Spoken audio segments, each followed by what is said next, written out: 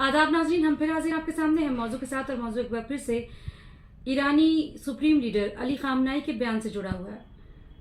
Iran के supreme leader Ayatollah Ali खामनाई ने एक बार फिर कहा है कि अमेरिका के साथ किसी तरह का भी मुआहदा करना शराफतमंदाना और दानिशमंदाना नहीं है और ना ही वो आकिलाना मंसूबा होगा।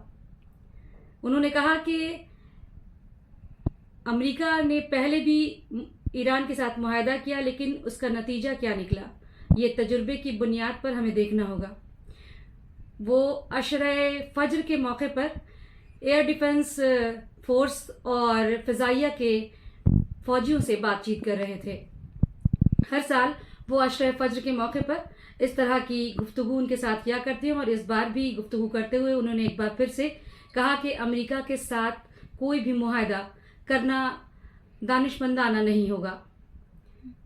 आपको बताते चले कि ट्रंप ने एक बार फिर से ईरान के साथ एटमी मुआहदे में शामिल होने की ख्वाहिश का इजहार किया है और हम आपको ये भी बताते चले कि जिस तरह से ईरान ने इसको मुस्तरद किया है उससे ट्रंप को कहीं ना कहीं झटका लगा है, क्योंकि मशरिक़ वस्ता में जिस तरह से भी अभी हालात दिन ब दिन बदलते जा रहे हैं और बयानबाजियों का दौर जारी है।